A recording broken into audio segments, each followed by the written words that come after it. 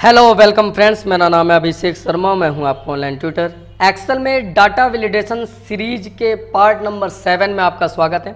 इससे पहले मैंने पार्ट नंबर 1 से लेके पार्ट नंबर 6 तक ऑलरेडी बनाकर अपलोड कर दिया है। उम्मीद करता हूं कि आप लोगों ने देखा होगा। अगर नहीं देखा और देखना चाहते हैं तो इसी वीडियो के डिस्क्रिप्शन बॉक्स में मैं प्रीवियस वीडियो का प्लेलिस्ट का लिंक डाल दूंगा और आप उस लिंक पे क्लिक करके सारी पहले की जो पुरानी वीडियो है वो देख सकते हैं और सीख सकते हैं।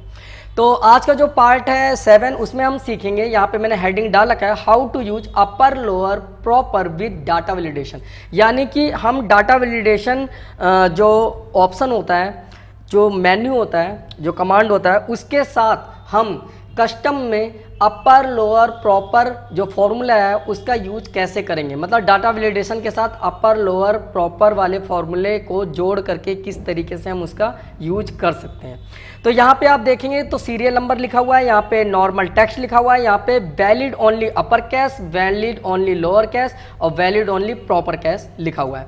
अब यहाँ पे आप देखेंगे तो कुछ नाम के जो अक्षर हैं वो सारे छोटे हैं, स्मॉल लेटर में है, किसी के सभी कैपिटलाइज में है, बड़े में है, और किसी का पहला कैरेक्टर कैपिटलाइज में है, बाकी स्मॉल लेटर में है।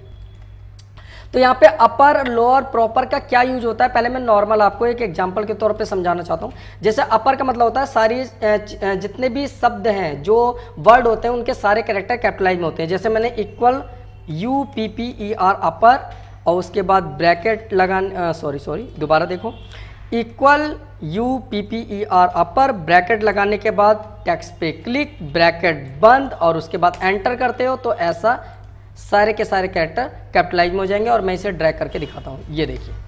इसी तरीके से लोअर फॉर्मूले का क्या यूज है कि अगर मैं यहाँ पे इक्वल LOWER लोअर चलाता हूँ, उसके बाद ब्रैकेट बंद करके टेक्स्ट पे क्लिक करता हूँ, उसके बाद ब्रैकेट बंद करके एंटर करता हूँ तो सारे के सारे स्मॉल लेटर में आ जाएंगे इस तरीके से। उसके बाद यहाँ पे आता है प्रॉपर केस। प्रॉपर केस का क्या यूज है कि अगर मैं इक्वल PROPER प्रॉपर लिखने के बाद ब्रैकेट लगाता हूँ, उसके बाद मैंने टेक्स्ट पे क्लिक करा, ब्रैकेट बंद करा, उसके बाद एंटर करा तो जो पहला कैरेक्टर है वो कैपिटलाइज में होगा, बाकी स्मॉल में होगा, कुछ इस तरीके से। मतलब अपर में सारे जो कैरेक्टर है वो कैपिटलाइज में होंगे, लोअर में सारे कैरेक्टर स्मॉल लेटर में, और जो प्रॉपर होगा उसमें पहला कैरेक्टर कैपिटलाइज में होगा, बाकी सभी स्मॉल में होंगे।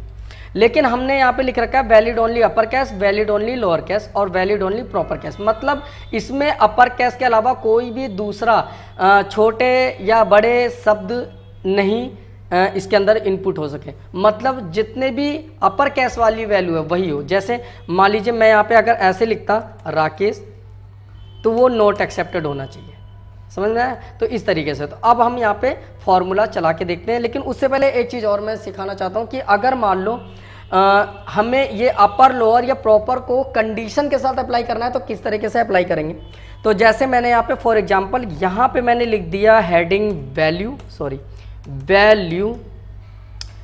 के बाद यहाँ पे हमने लिख दिया टेक्स्ट, उसके बाद हमने यहाँ पे लिख दिया अपर और इससे अगला मैंने लिख दिया लोअर, उससे अगला जो है वो हम लिख देते हैं प्रॉपर। तो ये जो 3 कंडीशन है वो हम कैसे यूज करेंगे ये देखिए। अब जैसे वैल्यू है तो मैं ये पहले वाले टेक्स्ट को ही मैं सिलेक्ट करके कॉपी कर लेता हूँ।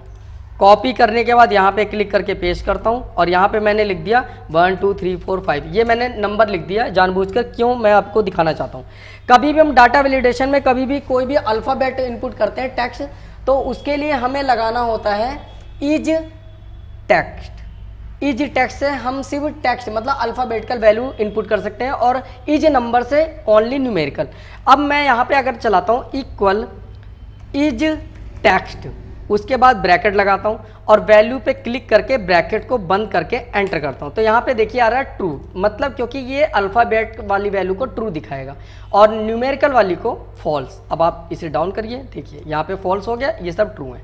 इसी तरीके से इनमें से कौन सा अपर वाली वैल्यू है वो ट्रू होना चाहिए, यहाँ पे इनमें से कौन सी लोअर है वो ट्रू होनी चाहिए और इसमें से कौन सी प्रॉपर वे में है वो ट्रू होनी चाहिए। तो मैं थोड़ा साइज भी इसका सेल का छोटा कर लेता हूँ, उधर दिखाई नहीं दे रहा।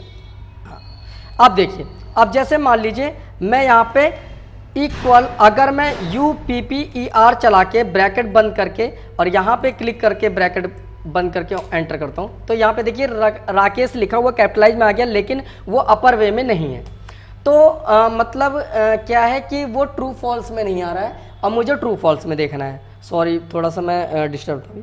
अब क्या है कि अगर मान लो कि मुझे यहाँ पे ट्रू फॉल्स के हिसाब से देखना है, तो मुझे एक फॉर्मूला यूज करना होगा, इक्वल एग्जैक्ट, उसके बाद ब्रैकेट, उसके बाद टेक्स्ट पे क्लिक, उसके बाद कॉमा, उसके बाद यहाँ पे हम लगाएंगे अपर, उसके बाद ब्रैकेट, उसके बाद इसी टेक्स्ट पे क्लिक। यानी कि ये जो टेक्स्ट है अगर वो अपर में हो इस टेक्स्ट के बराबर तभी ट्रू हो, ये कहने का मतलब है इसके। और देखेंगे, सॉरी, एक बार और आपको ब्रैकेट बंद करना था, एंटर करेंगे तो आ जाएगा, खुद ही ब्रैकेट बंद हो जाएगा यहाँ पे। तो इस तरह फॉल्स हो गया क्योंकि ये अपर नहीं है। दोबारा ट्राई करते हैं, इक्वल एग्जैक्ट, उसके बाद ब्रैकेट, उसके बाद टेक्स्ट पे क्लिक, उसके बाद कॉमा, उसके बाद क्या चीज़ चेक करना है एग्जैक्ट में, अपर केस चेक करना है, उसके बाद ब्रैकेट, और अपर में ऐसा टेक्स्ट होना चाहिए या ये अपर में हो तो ये दोनों बराबर होने चाहिए एग्जैक्ट, तब आए ट्रू। तो ब्रैकेट बंद बंद और एंटर, तो ये आ गया ट्रू, क्योंकि दोनों ये अपर में भी था और जो वैल्यू हम चेक करें वो भी अपर में चाहिए थी। तो इस टाइप से आप इसे ट्रू फॉल्स में चेक कर सकते हो। ऐसी लोअर के लिए यहाँ पे इक्वल, उसके बाद यहाँ पे लगाया मैंने एग्जैक्ट, चेक करना है इस सेल को किसके बराबर, लोअर के बराबर, और लोअर में ये वाली वैल्यू के बराबर होनी चाहिए मान लो। तो ब्रैकेट बंद बंद एंटर, तो ये आ गया ट्रू। और इसी तरीके से आप ये चेक कर सकते हो, और इसी तरीके से इक्वल, यहाँ पे मैंने लगाया एग्जैक्ट, ACT एग्जैक्ट, उसके बाद टेक्स्ट पे क्लिक, कॉमा, और उसके बाद यहाँ पे लिखना है प्रॉपर, ब्रैकेट, उसके बाद इसी टेक्स्ट पे क्लिक, ब्रैकेट बंद बंद एंटर। तो इस तरीके से आप ट्रू फॉल्स को चेक कर सकते हो। ये वाले नीचे ये थे, ये तो यहीं तक थे। तो इस तरीके से हम ये फॉर्मूला आगे कंडीशन अप्लाई करेंगे यहाँ पे। अब देखिए गौर से, valid only upper case choice करना है तो आपको ये वाला एरिया सिलेक्शन करना है। उसके बाद एरिया सिलेक्शन करने के बाद आपको क्लिक करना है डाटा पे, डाटा में डाटा वैलिडेशन, उसके बाद एनी वैल्यू की जगह आपको सिलेक्ट करना है कस्टम।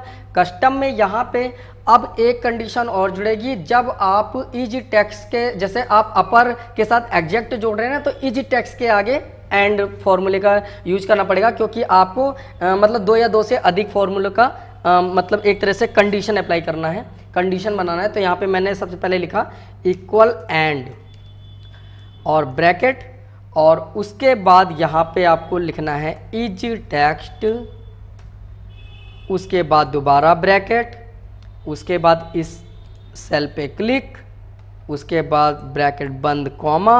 अब आपको वही वाला फॉर्मूला जो एग्जैक्ट वाला है वो यहाँ पे रख देना है, इक्वल एग्जैक्ट वाला, वही एग्जैक्ट, उसके बाद ब्रैकेट, उसी के बाद सेल पे क्लिक, कॉमा, फिर यहाँ पे अपर के लिए तो अपर कैस लिख लेंगे ऐसे, उसके बाद ब्रैकेट लगाएंगे, सॉरी, उसके बाद सेल पे क्लिक, ब्रैकेट बंद।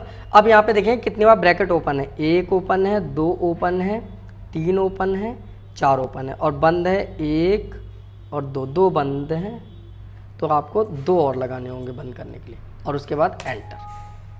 अब क्या दिक्कत आई भाई, अपर कैस D7, एक बार मैं देख लेता हूँ। ओहो, यहाँ पे इक्वल नहीं लगाया मैंने, इक्वल लगाना है, अब ओके करना है।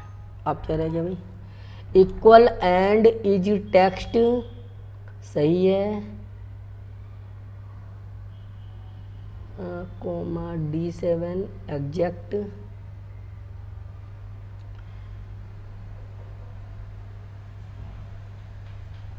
D7 and is text cell, फिर उसके बाद एग्जैक्ट, फिर ये, फिर उसके बाद अपर कैस, सॉरी कैस नहीं लिखना, यहाँ पे अपर लिखना था। हाँ, यहाँ पे ये गड़बड़ी आ रही थी, अपर, उसके बाद ओके। अब आया, मैंने अपर कैस लिख दिया था। अब यहाँ पे अगर आप लिखते हैं स्मॉल में राकेश तो नहीं लिखेगा, अगर आप लिखते हैं राकेश पहला कैरेक्टर कैपिटल में बाकी स्मॉल में नहीं लिखेगा। अगर आप सारे राकेश कैपिटल में लिखते हैं तो आ जाएगा। इसी तरीके से यहाँ पे अगर आप अमन लिखते हैं नहीं एक्सेप्ट करेगा, अमन लिखते हैं नहीं एक्सेप्ट करेगा, अगर आप सारे कैपिटलाइज में लिखते हैं अमन तो एक्सेप्ट करेगा। इसी तरीके से लोअर केस हम देखते हैं ट्राई करके। डाटा वैलिडेशन, एनी वैल्यू की जगह कस्टम, कस्टम के बाद यहाँ पे इक्वल, इक्वल के बाद यहाँ पे आपको लगाना है एंड फॉर्मूला, उसके बाद ब्रैकेट, फिर इज टेक्स्ट, उसके बाद दोबारा ब्रैकेट, उसके बाद इस सेल पे क्लिक पहले वाले पे, ब्रैकेट बंद, कॉमा, उसके बाद आपको लगाना है एग्जैक्ट, उसके बाद दोबारा ब्रैकेट, उसके बाद इस सेल पे क्लिक, फिर कॉमा। अब यहाँ पे लोअर लिखना है, लोअर कैस मत लिख देना, मैंने लोअर अपर कैस लिख दिया था, तो लोअर, उसके बाद दोबारा ब्रैकेट, फिर सेल पे क्लिक, ब्रैकेट बंद बंद बंद, 3 बार बंद करने और एंटर। उसके बाद अब यहाँ पे अगर हम लिखते हैं राकेश तो एक्सेप्ट नहीं करेगा। अगर मैंने पहला कैपिटलाइज में लिख के बाकी स्मॉल में लिखा तो भी एक्सेप्ट नहीं करेगा। सारे स्मॉल में लिखे तो एक्सेप्ट करेगा। तो मैं सारे स्मॉल में लिख के देखता हूँ, ये देखिए एक्सेप्ट हो गया। तो इस तरीके से अब हमें बार बार ये फॉर्मूला ना लिखना पड़े तो आप एक काम और कर सकते हो, ये डेटा का एरिया सिलेक्शन कीजिए, डाटा वैलिडेशन पे जाइए और ये वाला जो एरिया है इसे सिलेक्ट करके कॉपी कर लीजिए। कॉपी करने के बाद कैंसिल, इस वाले एरिया का selection, data validation, any value की जगह कस्टम, कस्टम के बाद यहाँ पे राइट क्लिक करके पेस्ट, पेस्ट के बाद यहाँ लोअर है ना, तो यहाँ पे बस एक ध्यान रखना है आपको, यहाँ पे लिखना है प्रॉपर, PROPER। उसके बाद सॉरी स्मॉल में लिखना है नहीं, प्रॉपर। स्मॉल कैपिटल दोनों में लिख सकते हो, लेकिन मैंने कैपिटल में इसलिए लिखा ताकि आपको थोड़ा साफ दिखाई दे। उसके बाद ओके करना है।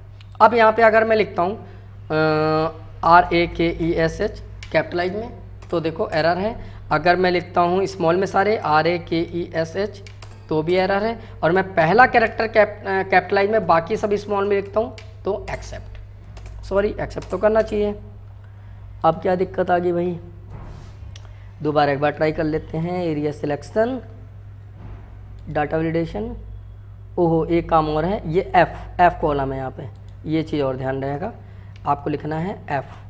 तो यहाँ पे लिखना है आपको F7 और यहाँ पे भी F7 और यहाँ पे भी F7। अब चलेगा तो अब लिखते हैं, अगर अब कैपिटलाइज में लिखते हैं RAKESH सही, और फिर स्मॉल में सारा RAKESH सही, और कैपिटलाइज में पहला फिर बाकी स्मॉल में। अब एक्सेप्ट करना चाहिए, हो गया। अब यहाँ पे AMN हो गया और यहाँ पे सारे स्मॉल में AMN हो गया। इस तरीके से चलेगा। तो ये था प्रॉपर लोअर और अपर केस, और इस तरीके से डाटा वैलिडेशन के साथ आप इसका यूज कर सकते हैं। बाकी वीडियो को अगर समझने में थोड़ी सी दिक्कत या परेशानी हो तो वीडियो को थोड़ा सा रिवाइंड करके देख लीजिएगा। लाइक और शेयर करना ना भूलें। बाकी मिलते हैं आपसे न्यू वीडियो के साथ, तब तक के लिए बाय बाय, टेक केयर।